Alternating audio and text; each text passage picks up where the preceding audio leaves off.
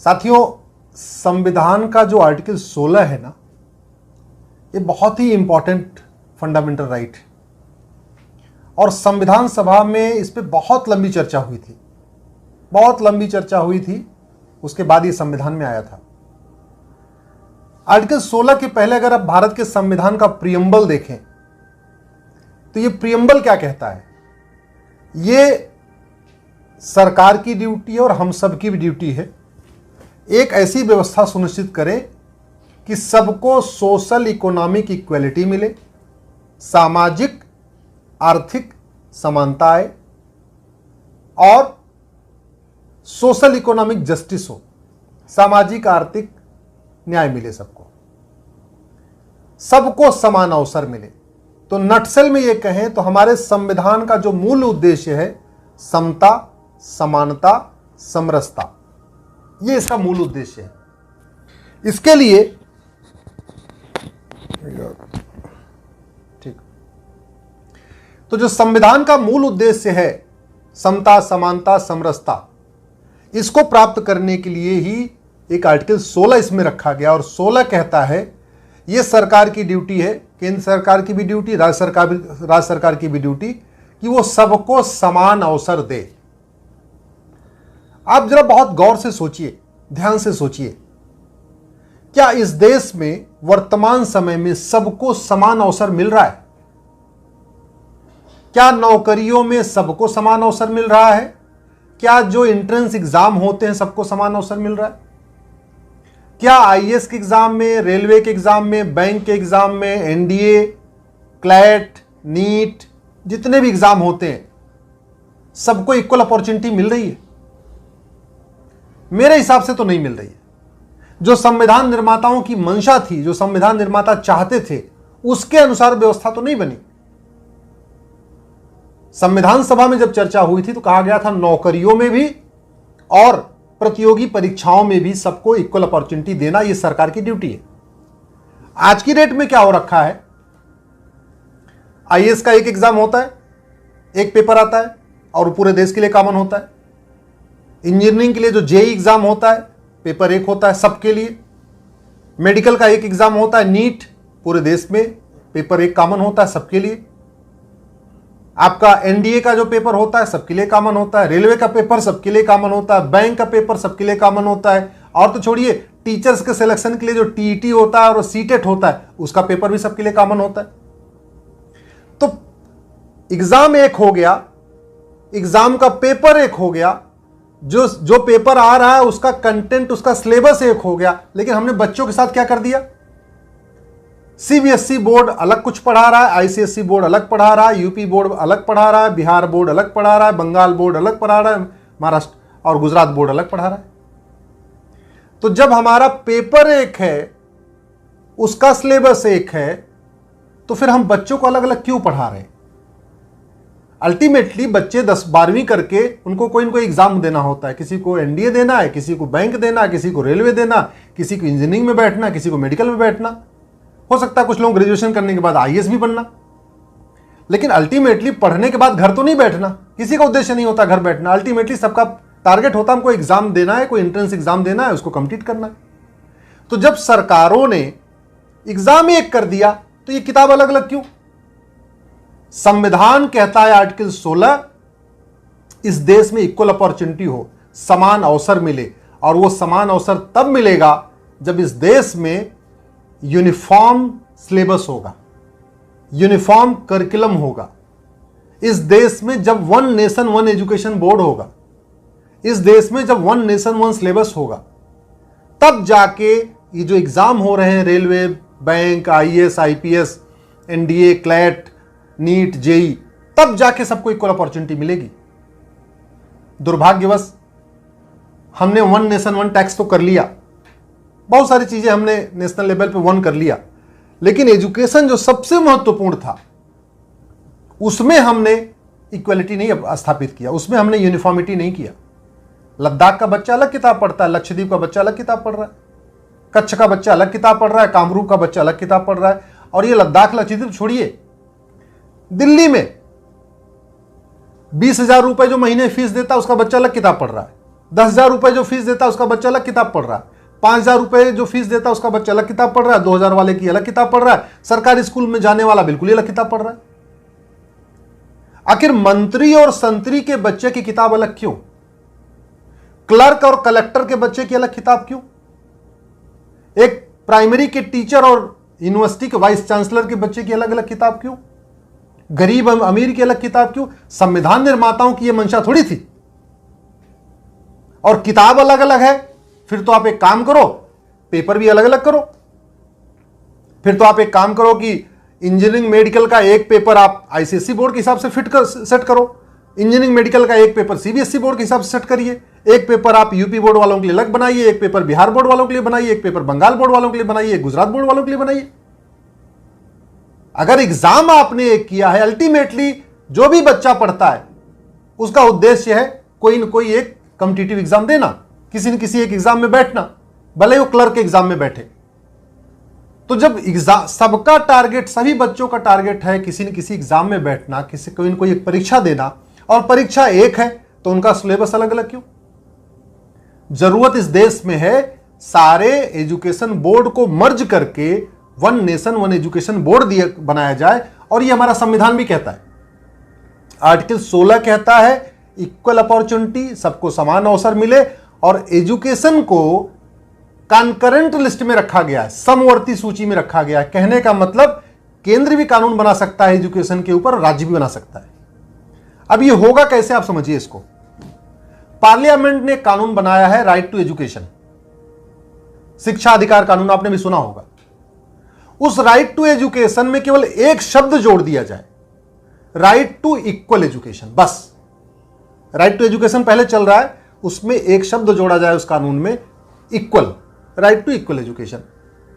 दूसरा उसमें क्या किया जाए, अभी वो 14 साल तक लागू होता है, उसको 14 साल को कर दिया जाए 18 साल। 12वीं का बच्चा 18 साल में कर लेता है, 18 साल तक बच्चा 12वीं कर लेता है। तो कानून बन जाएगा राइट टू इक्वल एजुकेशन, और उसमें लिखा रहेगा 18 साल तक के बच्चे का फंडामेंटल राइट हो गया। और उसी में डेट कर दिया जाए कि जिस तरीके से one nation one education tax, one nation one tax चल रहा है, वैसे वन नेशन वन सिलेबस चलेगा। सीबीएसई आईसीएसई मर्ज कर दिया जाए, एक नया भारतीय शिक्षा बोर्ड बना दिया जाए। सारे 18 साल तक के सारे बच्चे, गरीब अमीर, हिंदू मुसलमान, पारसी ईसाई, अगड़ा पिछड़ा, Dalit, EWS, BPL, LIG, MIG, HIG, elite, सारे क्लास के बच्चे किताब एक पढ़ रहे हैं। और ये मैं कोई रॉकेट साइंस नहीं कह रहा हूं, दुनिया के कई देशों में चल रहा है। अमेरिका में चल रहा है, चाइना में चल रहा है, फ्रांस में चल रहा है, सिंगापुर में चल रहा है। अमेरिका में तो पहली से लेके 12वीं तक के टीचर्स की सैलरी एक होती है। वो टीचर पहली में पढ़ा रहा है, 8वीं में पढ़ा रहा है, 12वीं में पढ़ा रहा है, उसमें कोई अंतर नहीं होता। वहां पे अमेरिका में इनफैक्ट उसको कहते हैं एलिमेंट्री, प्राइमरी को, फिर जूनियर हाई स्कूल 6 से लेकर 8वीं को, और 9 से लेकर 12वीं को कहते हैं senior high school. Elementary, junior high school, senior high school. और मैं वहां के टीचर से बात किया अमेरिका के, वो कहते हैं जी हमारी सैलरी एक होती है, कोई भेदभाव नहीं होता, और सिलेबस भी एक होता है, कंटेंट एक होता है। इसको कहते हैं यूनिफॉर्म एजुकेशन सिस्टम। तो इक्वल अपॉर्चुनिटी आर्टिकल 16 जो कहता है तब मिलेगी जब इस देश में सबका सिलेबस कॉमन होगा, करिकुलम कॉमन होगा। रिजर्वेशन से सबको इक्वल अपॉर्चुनिटी नहीं मिलेगी। रिजर्वेशन से इतना चलो कर दिया आपने कि आपने एससी एसटी की मेरिट डाउन कर दिया, आईआईटी में या जेई में, मेडिकल में, इंजीनियरिंग में, ठीक है जी, उसका एडमिशन भी हो गया। लेकिन एडमिशन होना तो पर्याप्त नहीं है, बाद में उसको पढ़ाई करना है। जब वो सेमेस्टर का एग्जाम देगा तो पहले सेमेस्टर में फेल हो जाएगा। क्यों? क्योंकि वो उस कैलिबर का नहीं था, वो बेचारा कुछ अलग पढ़ के आया था, गरीब था, दलित था, पिछड़ा था, सरकारी स्कूल में पढ़ के आया, अंग्रेजी उसने बहुत अच्छी नहीं पढ़ी, वो चीज़ें नहीं पढ़ी जो ज़रूरत थी, जो आईआईटी में पढ़ाई जा रही, उसके हिसाब से उसका जो स्कूल में वो किताबें नहीं चली, तो फर्स्ट सेमेस्टर में उसका ड्रॉप आउट हो जाता है। आपने सुना होगा कितने सारे बेचारे जो रिजर्वेशन कोटे से जाते हैं, आईआईटी के एग्जाम, आईआईटी जब वहाँ पे कोर्स करते हैं तो फर्स्ट सेमेस्टर सेकंड सेमेस्टर में फेल हो जाते हैं। उसका कारण क्या है? उन्होंने वो किताब पढ़ी नहीं ना। इसलिए मैं कह रहा हूं कि सरकार और हमारे और दुनिया में छोड़ दिए, हमारे देश में यूनिफॉर्म एजुकेशन सिस्टम है। जो केंद्रीय विद्यालय होता है वो पूरे देश में है, लद्दाख से लक्षद्वीप, कच्छ से कामरूप तक है, उसका सिलेबस एक होता है। जो केंद्रीय विद्यालय लद्दाख में है उसका बच्चा जो किताब पढ़ता है वही बच्चा कन्याकुमारी का बच्चा पढ़ता है। कच्छ के केंद्रीय विद्यालय में जो किताब चलती है वही कामरूप यानी असम में भी वही चलती है। तो पहली जरूरत यह है कि कम से कम प्रत्येक विधानसभा में एक केंद्रीय विद्यालय खोला जाए। हमने दुनिया भर की चीजें कर लिया लेकिन इस विषय में कभी सोचा ही नहीं। मैंने सुप्रीम कोर्ट में पीआईएल भी फाइल किया था कि हर देश के प्रत्येक विधानसभा में एक केंद्रीय विद्यालय खोला जाए। दुर्भाग्यवश हमारे विधायक दुनिया भर की चीजों के लिए धरना प्रदर्शन करते हैं, छोटी छोटी बात पे सड़क जाम करके बैठ जाते हैं, लेकिन आपने कभी देखा नहीं होगा, आपके विधायक कभी केंद्रीय विद्यालय के लिए धरना प्रदर्शन नहीं किए होंगे। आप खुद भी इस चीज को महसूस करते होंगे कि आपके विधायक कभी भी केंद्रीय विद्यालय की मांग करने के लिए न कभी एचआरडी मिनिस्टर को चिट्ठी लिखेंगे, न कभी धरना करेंगे, न कभी सड़क जाम करेंगे, न कभी हंगामा करेंगे, न विधानसभा में ऐसी बातें करेंगे। क्यों? क्योंकि जब केंद्रीय विद्यालय आएगा तो जो प्राइवेट दुकानें चल रही हैं वो दुकानें कमजोर हो जाएंगी। चंदा उनको मिलता है एजुकेशन माफियाओं से। इस देश का एजुकेशन माफिया नहीं चाहता कि इस देश में one nation one education board हो। इस देश का कोचिंग माफिया नहीं चाहता कि वन नेशन वन सिलेबस लागू हो। पूरे देश में एक सिलेबस हो जाएगा तो ये जो कोचिंग की दुकानें चल रही हैं ये कोचिंग की दुकानें बंद हो जाएंगी, बहुत कम हो जाएंगी। और जो किताब माफिया है, जो 50 रुपए की किताब 800, 900, 500 रुपए में बेच रहा है, वो नहीं चाहता इस देश में सबके लिए एक किताब चले, सब हर जगह एनसीईआरटी की किताब चले। तो जो सबसे बड़ी बाधा है आर्टिकल 16 को एक्चुअल में भारत में लागू करने में, वो ये 3 माफिया हैं। एजुकेशन माफिया, स्कूल माफिया नहीं चाहता one nation one education board हो, सीबीएसई या आईसीएसई सब मर्ज हो जाए। कोचिंग माफिया नहीं चाहते इस देश में कॉमन सिलेबस, कॉमन करिकुलम हो जाए, गरीब अमीर, हिंदू मुसलमान, अगड़ा पिछड़ा, दलित, मध्यम वर्ग, उच्च वर्ग सबके बच्चे एक किताब पढ़ें। और किताब माफिया नहीं चाहते कि सारे स्कूलों में एनसीईआरटी किताब लागू हो जाए, क्योंकि एनसीईआरटी किताब हर जगह लागू हो जाएगी तो वो जो दुकान खोल के बैठे हुए हैं, जो 50 रुपए की किताब 1,000 रुपए 800 रुपए में बेच रहे हैं, उनकी दुकान बंद हो जाएगी। सबसे बड़ी बाधा यही है।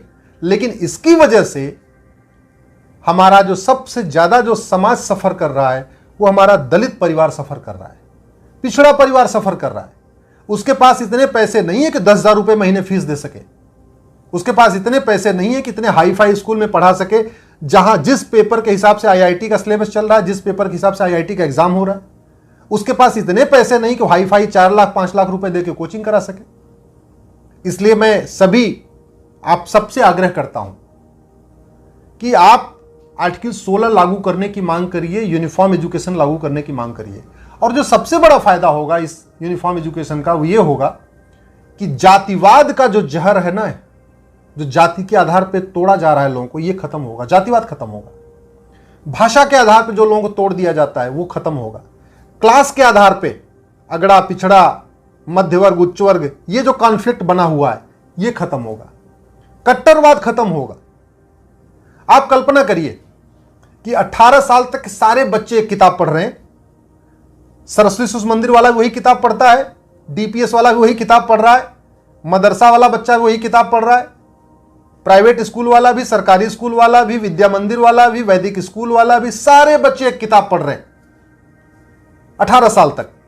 उसके बाद वो जो पढ़ना पढ़े, धार्मिक किताब पढ़ना अपने घर में पढ़े, कोई दिक्कत नहीं है, लेकिन 18 वर्ष तक सब एक किताब पढ़ रहे हैं। तो कट्टरवाद कम होगा कि नहीं होगा? मजहबी उन्माद कम होगा कि नहीं होगा?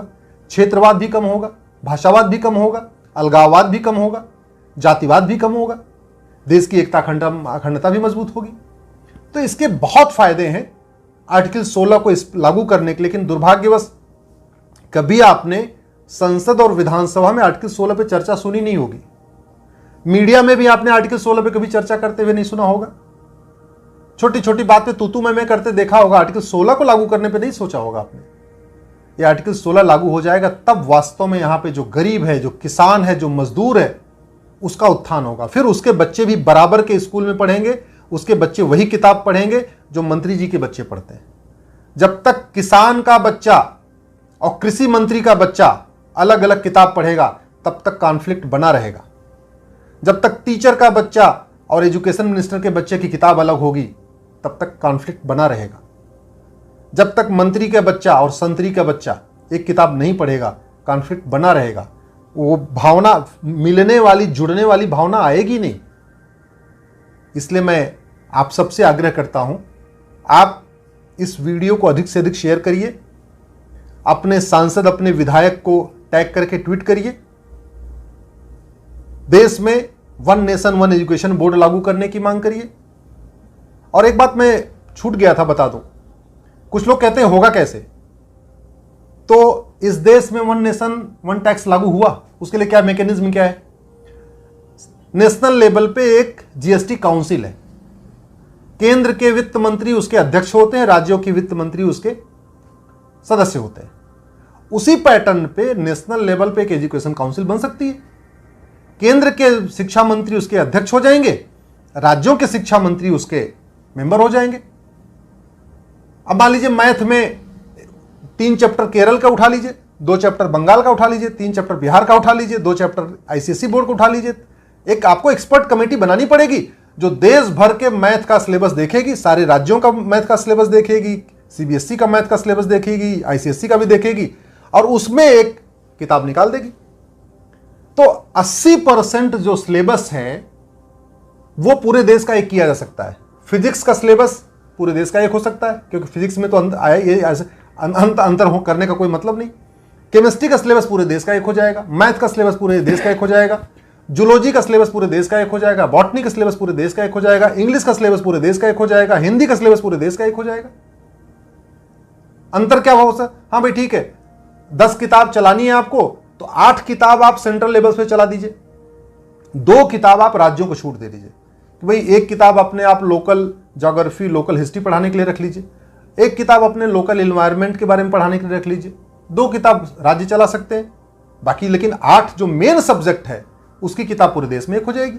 जो एग्जाम होता है, एंट्रेंस का एग्जाम, वो तो मेन सब्जेक्ट के ऊपर होता है, वो कोई लोकल नॉलेज उस पर टेस्ट होती नहीं है, तो सबको इक्वल अपॉर्चुनिटी मिलेगी। और ये संभव भी है, दुनिया के कई देशों में चल रहा है, हमारे यहाँ केंद्रीय विद्यालय में चल रहा है, यही हमारा संविधान कहता है। साथियों, बहुत ही महत्वपूर्ण है ये, इसलिए हम प्रत्येक दिन संविधान के एक नए आर्टिकल पे चर्चा कर रहे हैं। संविधान को इसलिए नहीं पढ़ाया जा रहा है लोगों को, क्योंकि संविधान लोग पढ़ लेंगे तो मांग करेंगे कि अच्छा ये काम तो किया नहीं आपने, बातें बड़ी लंबी लंबी करते हो, संविधान को तो लागू नहीं किया आपने। तो ये जो चर्चा है ये टीवी पे होती नहीं, रेडियो पे होती नहीं, संसद में होती नहीं, विधानसभा में होती नहीं, इसका प्रचार प्रसार अब आपको ही करना है, आपको इसको फैलाना है, आपको इसको बढ़ाना है, आपको मांग करनी है, आपको इसके लिए जो जो आप कर सकते हैं आपको करना है।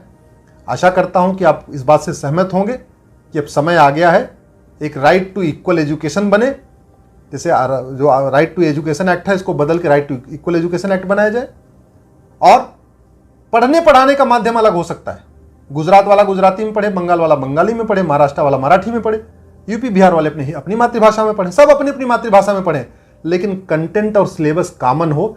जब ये होगा तभी एक भारत श्रेष्ठ भारत बनेगा, तभी अलगाववाद, कट्टरवाद, मजहबी उन्माद कम होगा, तभी सबको इक्वल अपॉर्चुनिटी मिलेगी, जो संविधान हमारा कहता था, जो आर्टिकल 16 कहता था। दोस्तों 25 नवंबर को नोएडा इंटरनेशनल एयरपोर्ट जेवर